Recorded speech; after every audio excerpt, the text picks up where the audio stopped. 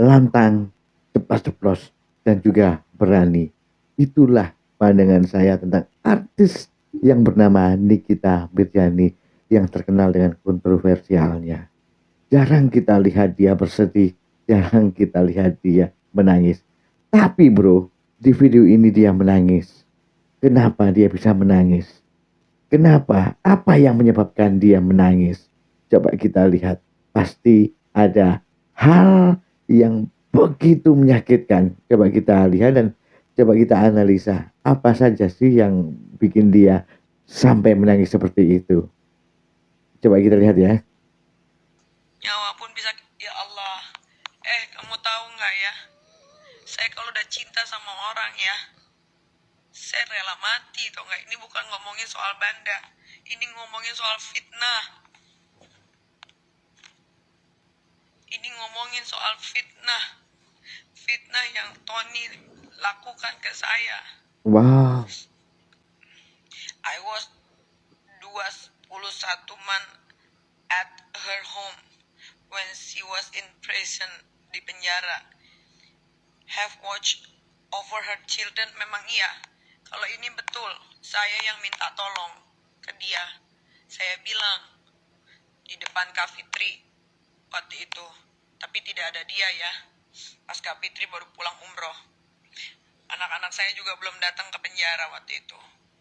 Kak Fitri pulang umroh, dia langsung datang ke rumah. Dia datang langsung ke Serang.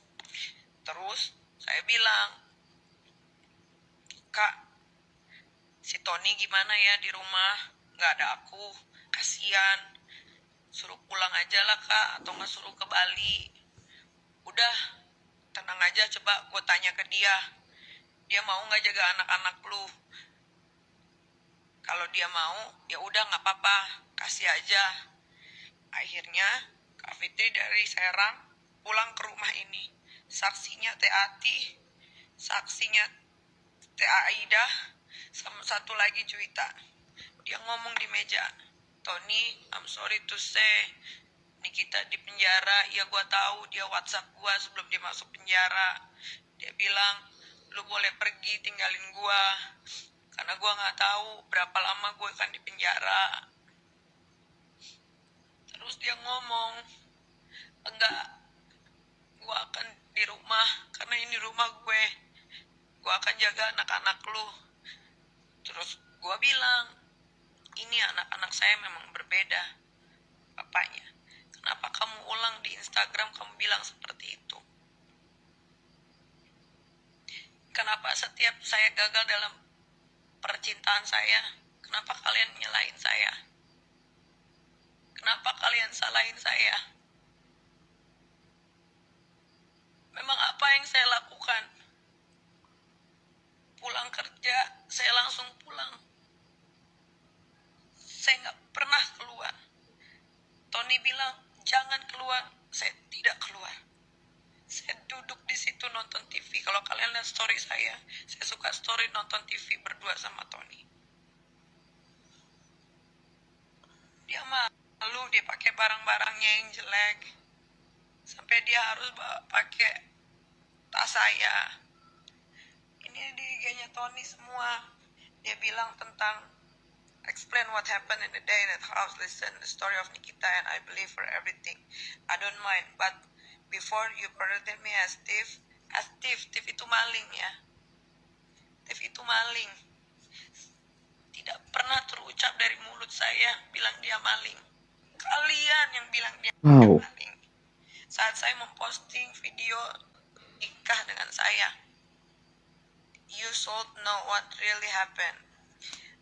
And father to her and her children, I did everything. I give her my whole. Tapi untuk menjadi, dia itu masih muda, umurnya 33 tahun. Dan dia belum pernah menikah. Dia tidak tahu cara mengurus anak seperti apa. Dia tidak tahu. Dia bilang dia good husband, tinggal di rumah. Story Tony true. True dari mana? Saya yang tinggal di rumah. Siapa yang suka dibuka aibnya sayang, pasti ya harga diri Dia luka. Siapa yang buka aibnya? Siapa yang buka aibnya? Saya tidak buka aibnya satu pun. Setelah dia live Instagram, dia membawa-bawa anak saya. Dia bilang, siapa yang mau sama Nikita punya 3 anak dari 3 bapak yang berbeda. Wow, ini mungkin dia yang bikin apa ya, sakit Nikita begitu kan ya. Ternyata bisa menangis juga ya Nikita Mirzani ini ya. Kalau kita lihat beberapa saya melihat ini ya, dia begitu kuat ya, berani begitu dengan siapapun dia berani ceplas ceplos ceplas ceplos tanpa ketika dia ini mengutarakan pendapat, dia tidak akan berpikir apa yang akan terjadi di belakangnya. Tapi hari ini di video ini dia begitu rapuh, dia begitu sedih, rapuh, bahkan inilah mungkin keadaan hatinya di titik yang terendah. Atau mungkin karena ini bro,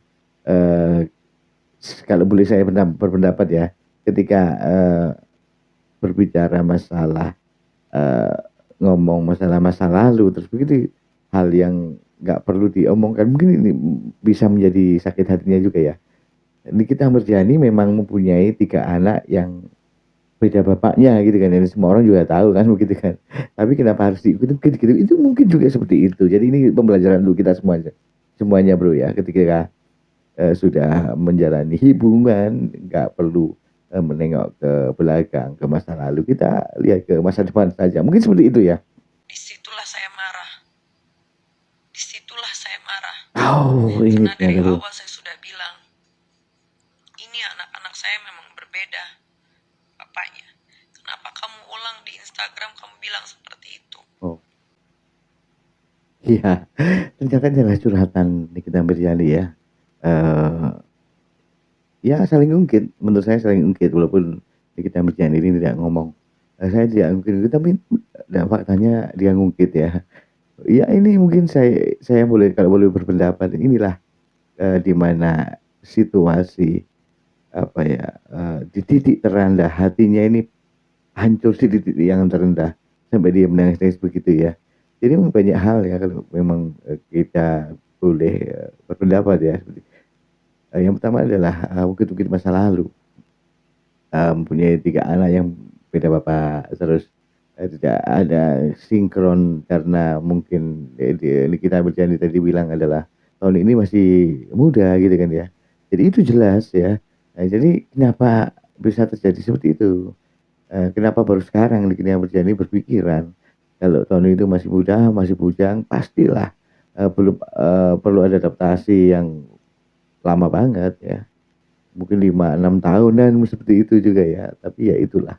Jadi ini buat kita semuanya ya, jadi pengalaman ya. Oh jadi seperti itu ya, kalau seandainya sudah tua atau janda, atau sudah teman-teman yang sudah janda, alangkah baiknya ini mencari yang apa ya, selisih umurnya sedikit. Kalau kejauhan begitu ya juga jadinya akan seperti ini. Itu menurut saya bro. Terima kasih sudah menyimak video ini. Bagaimana tanggapan Anda ya? Inilah titik terendah hatinya Nikita Mirzani. Terima kasih. Saya ucapkan salam sehat untuk kalian semuanya.